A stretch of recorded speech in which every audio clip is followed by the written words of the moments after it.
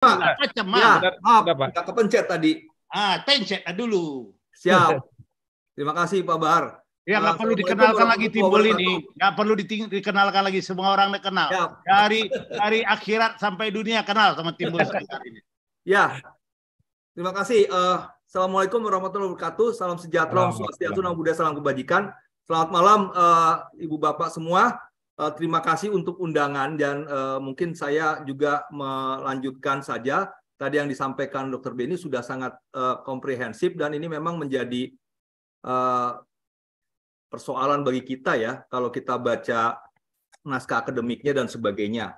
Nah, memang tentunya pasca lahirnya Undang-Undang 13 2022 sebagai revisi kedua daripada perubahan kedua dari Undang-Undang 12 tahun 2011, metode Omnibus Law ini kan masuk ya. Dan ini kan untuk memenuhi putusan MK. Putusan MK itu kan mengatakan inkonstitusional bersyarat karena metode Omnibus Law itu nggak ada di Undang-Undang 12. Kemudian tidak banyaknya peran serta masyarakat, perlibatan masyarakat dalam membicarakan Undang-Undang Cipta Kerja. Maka Undang-Undang Cipta Kerja diputuskan sebagai inkonstitusional bersyarat sampai November 2023. Kalau 2023 November nanti tidak juga diperbaiki, maka dia inkonstitusional permanen. Nah, sekarang pemerintah secara kilat juga sudah merevisi Undang-Undang 12 maksud saya menjadi Undang-Undang 13 2022 dan memasukkan metode Omnibus Law ini ke Undang-Undang 13. Jadi memang saat ini dari hasil adanya Undang-Undang 13 2022 ini ada dua RUU yang memang lagi digodok oleh pemerintah dan DPR dengan menggunakan metode Omnibus Law. Satu RUU kesehatan ini, yang kedua adalah RUU P2SK, pengembangan dan penguatan sektor keuangan. Nah, ini juga ada yang nanti kalau di RUU P2SK ini yang bagian-bagian keuangan ya termasuk di situ ada juga yang diambil pasal-pasal di Undang-Undang SJSN. Dan yang kedua nih RUU kesehatan yang memang menggunakan metode Omnibus Law juga. Yang memang kalau kita lihat dari naskah akademiknya itu ada 14 undang-undang tambah 15 menjadi 15 dengan Undang-Undang 13 2022. Nah, jadi memang ada 14 undang-undang di sektor kesehatan, praktek kedokteran, kebidanan, kemudian masuk juga Undang-Undang BPJS, Undang-Undang Kesehatan, dan semuanya ada 14. Nah, jadi memang ini sebagai sebuah kebiasaan nantinya mungkin bahwa metode Omnibus Law ini menjadi keseringan ataupun kebiasaan dari pemerintah dan DPR untuk merevisi undang-undang itu. Sehingga ya ini kan sebenarnya kalau menurut saya ya, undang-undang yang selama ini kita lakukan kan undang-undang sektoral. Jadi dia dari pasal 1 sampai pasal yang terakhir itu kan senafas gitu ya. Kalau ini kan sekarang enggak. Dia mencomot sana, comot sini, masukin sini. Nah, apakah yang direvisi ini masih sesuai gak, senapas gak dengan undang-undang induknya? Kan induknya kan nanti nggak hilang. Induknya tetap jalan, undang-undang RUU kesehatan misalnya, dia akan disahkan, nah nanti akan sebagai Omnibus Law kan memang ada beberapa pasal yang direvisi. Persoalannya adalah, permasalahannya adalah, pertanyaannya adalah, apakah undang-undang ini yang direvisi ini, pasal-pasal yang direvisi ini masih sejalan nggak, senapas nggak dengan undang-undang induk. Nah, di undang-undang Cipta Kerja ada yang memang di kluster tenaga kerja yang nggak sejiwa gitu, senapas, sehingga agak aneh gitu ya. Yang memang menurut saya ada sesuatu yang aneh banget gitu. Misalnya ya tentang kontrak kerja. Kontrak kerja tidak boleh digunakan untuk pekerjaan yang bersifat tetap. Ini kan. Nah, tetapi di pasal tentang outsourcing alidaya bisa digunakan untuk seluruh jenis pekerjaan. Nggak ada lagi tetap, nggak ada lagi penunjang. Nah, 99% pegawainya outsourcing alidaya pasti kontrak. Nah, jadi ketika si pekerja ini ditetapkan dipekerjakan sebagai pekerja outsourcing, mengerjakan pekerjaan tetap di sebuah perusahaan, dia dikontrak. Kan aneh, di satu sisi tidak boleh kontrak tidak boleh dipekerjakan untuk pekerja tetap, tapi di sini boleh. Nah ini kan jadi ngaco gitu menurut saya, nggak jelas, nggak konsisten antara satu dan. Nah saya khawatir ini juga terjadi di sini di Undang-Undang RUU Kesehatan maupun RUU P2SK nanti yang sekarang sedang digodok oleh pemerintah. Nah jadi tadi saya diskusi sama seorang pejabat, dia mengatakan gini. Saya bacain saja gitu ya. Dia mengatakan bahwa ternyata Badan Legislasi itu Badan Legislasi Balek DPR tidak tahu sumber draft yang sekarang beredar. Jadi yang mungkin kita baca ini nih, yang kita lagi telaah gini nih, oleh anggota Balek disebutkan ini nggak tahu sumbernya dari mana, itu buatan siapa gitu loh. Nah jadi naskah akademik yang kita baca atau apapun yang sekarang sudah beredar ini, menurut pejabat ini dipertanyakan sumbernya. Nah kalau kita dipertanyakan oleh Balek sendiri sebagai badan legislasi yang ada di DPR sana yang kerjaannya akan mengerjakan RUU ini, dia sendiri mempertanyakan, loh kalau gitu siapa yang ngeluarin gitu loh. Nah ini kan persoalan bahwa sebenarnya ini lempar bahan dulu untuk menguji di lapangan, sehingga mereka nanti kalau diserang dan sebagainya mereka bilang, oh kami nggak tahu ini. Nah ini yang seorang pejabat mengatakan, Balek sendiri tidak tahu sumber dari RUU ini siapa yang buat gitulah. Ya udah itu pengakuan pengakuan dari Balek lah. Tapi paling tidak yang mau kami katakan bahwa memang kalau bicara Undang-Undang 13 2022 pasal 96 itu kan sudah diurutkan lagi tuh bahwa peran serta masyarakat harus diperluas sampai namanya naskah akademik pun harus bisa diakses oleh masyarakat gitu. Ini kan juga yang memang penting buat kita membicarakan soal RUU yang sedang dibahas dengan metode Omnibus Law ini. Nah, ini yang sebagai prolog untuk mengatakan bahwa kita juga sekarang lagi membicarakan sesuatu yang menurut Balek nggak tahu sumbernya dari mana. Nah, ini mudah-mudahan kita tahu ini sumbernya dari siapa gitu ya.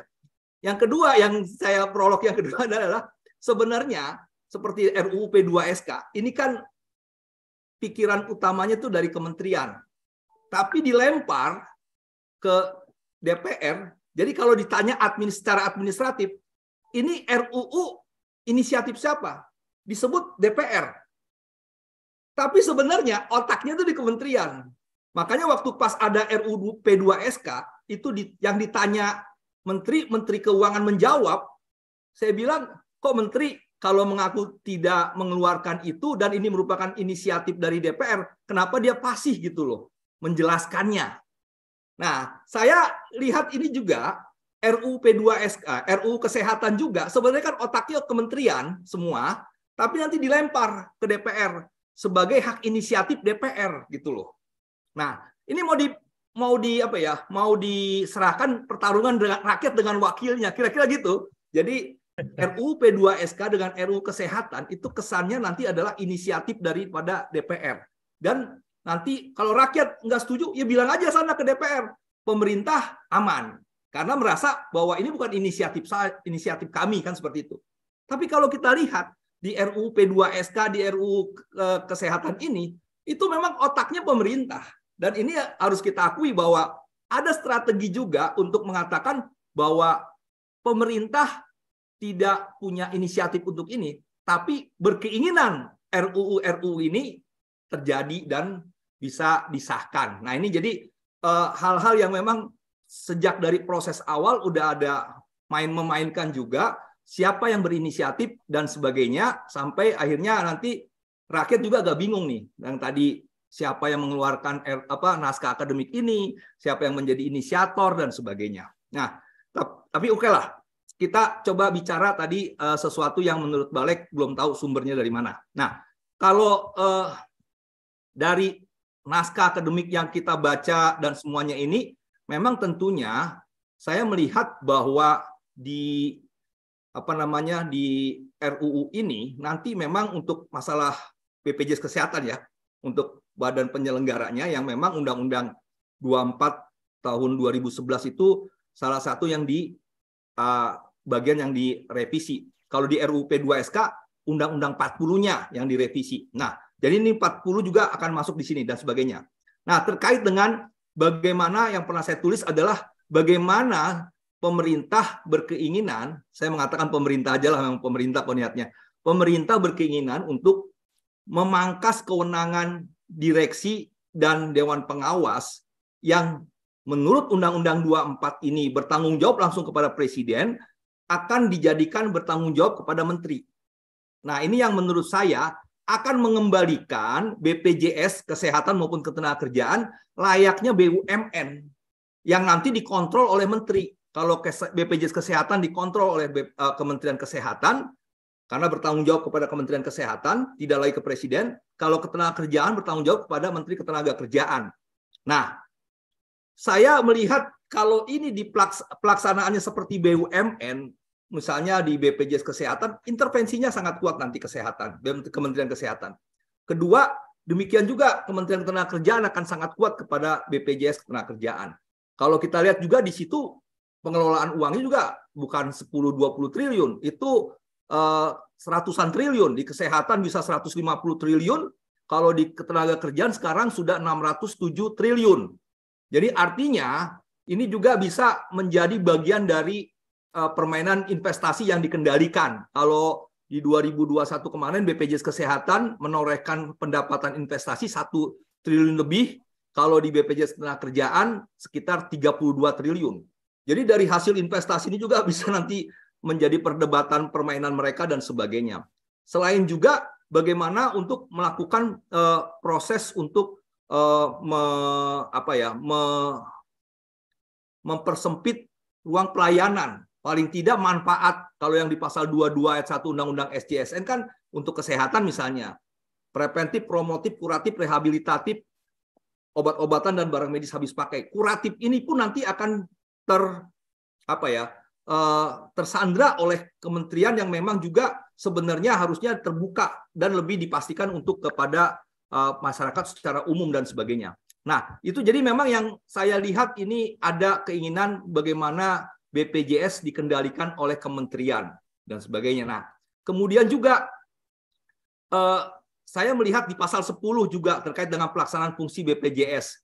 Nah, tentang akses pelayanan kesehatan. Nah, ini tentang bagaimana kemudahan dan sebagainya. Nah, ini menurut saya sih sebenarnya sesuatu yang memang sudah ada di di sana di Undang-Undang BPJS, tapi disebutkan di sini kemudahan untuk melakukan kegiatan kerjasama dan sebagainya dengan daerah yang memiliki sumber yang terbatas. Nah, saya melihat sebenarnya ini sudah ada. Cuma yang harusnya dilakukan di pasal 10 ini adalah bagaimana akses pelayanan kesehatan itu bisa ditingkatkan ke luar negeri untuk mengakomodir teman-teman pekerja migran Indonesia.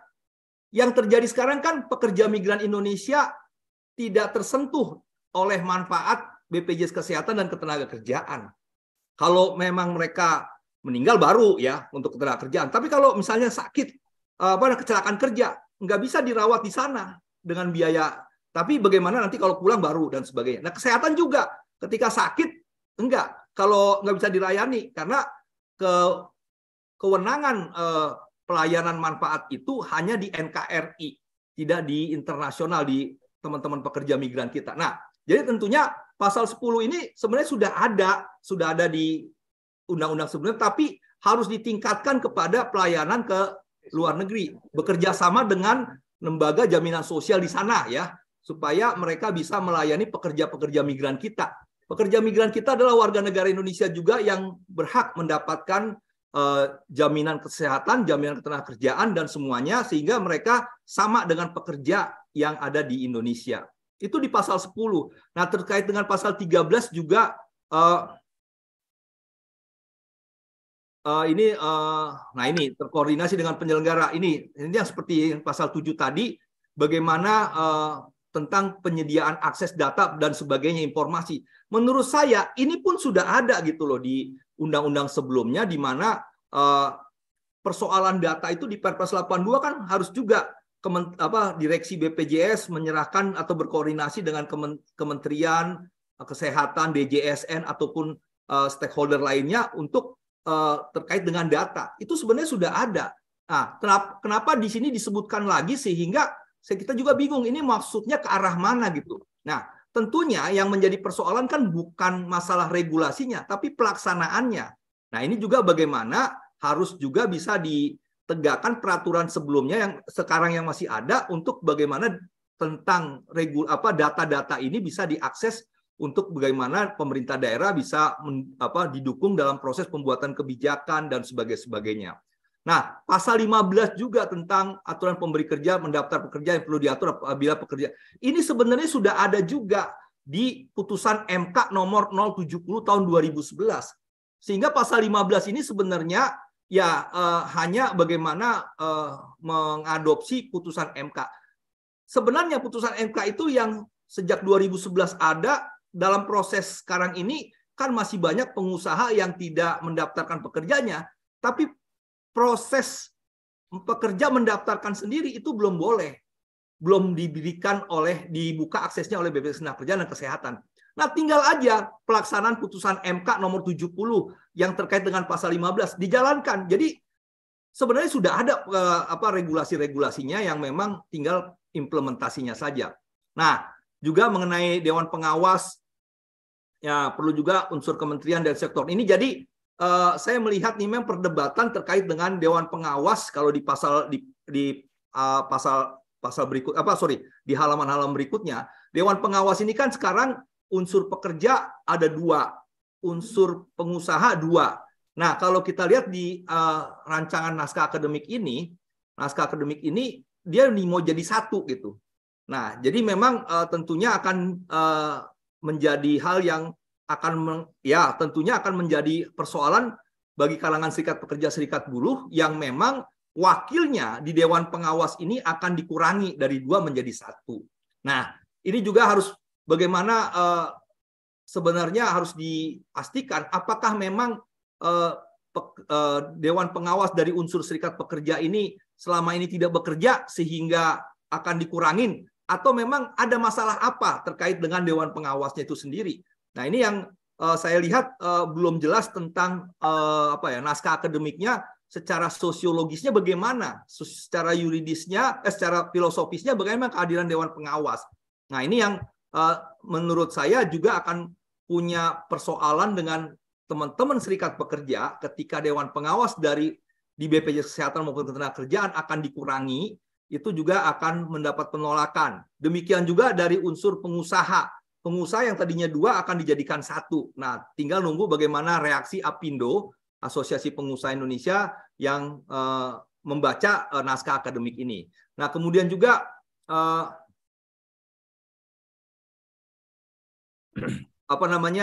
Nah, pasal 22. Nah, ini juga yang memang disampaikan dalam naskah akademik ini, melakukan pengarahan pelaksanaan tugas dan sebagainya. Nah, ini yang menurut saya sebenarnya akan punya potensi terjadinya rivalitas antara Dewan Pengawas dengan Dewan Direksi.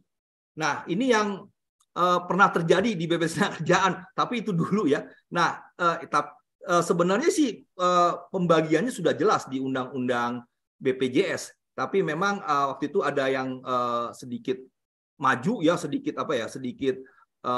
mengambil alih dan sebagainya, akhirnya terjadi konflik. Nah, kalau pasal 22 ini nanti diarahkan seperti yang disebutkan dalam naskah akademik, mungkin menurut saya justru malah meningkatkan konflik di antara Dewan Direksi dengan Dewan Pengawas, sehingga jalannya organ BPJS ini akan terkendala dan mereka akan saling berkompetisi dan sebagainya. Padahal menurut saya di Undang-Undang BPJS sudah sangat jelas pembagian tugas-tugasnya, yang tinggal bagaimana misalnya Dewan Pengawas melakukan Monef itu merupakan bagian dari konsumsi publik, harus diinformasikan ke publik apa yang di Monef gitu, apa yang ditemukan, apa yang diusulkan untuk perbaikan, bagaimana perbaikan regulasi dan sebagainya. Nah, ini yang terkait dengan pasal 22. Pasal 37 Pak Timbul izin mungkin agak lebih ringkas lagi berhubung Ya. waktu juga. Oke. Nah, ini juga kalau dalam pasal 37 nih menyebutkan tentang tertutupnya dan ketidakharmonisan hubungan antara kementerian dengan BPJS. Nah, sebenarnya menurut saya juga ini sesuatu yang sangat didramatisir terkait dengan naskah akademik ini. Sebenarnya antara kementerian yang sebagai regulator dan BPJS sebagai operator, sebenarnya ini tidak terjadi ketidakharmonisan.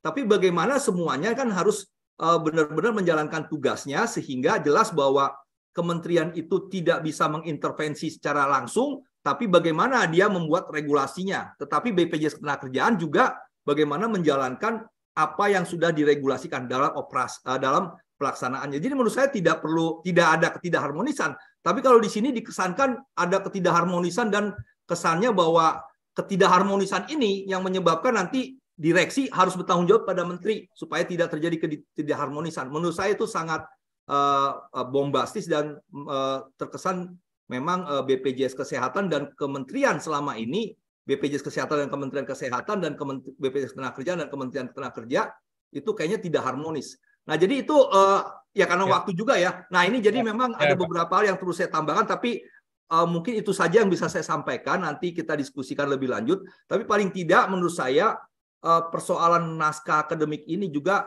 terus harus dikritisi. Dari 14 undang-undang ini memang banyak hal yang agak menyimpang yang menurut kita juga justru akan kontraproduktif seperti itu. Demikian, terima kasih. Assalamualaikum warahmatullahi wabarakatuh. Terima kasih.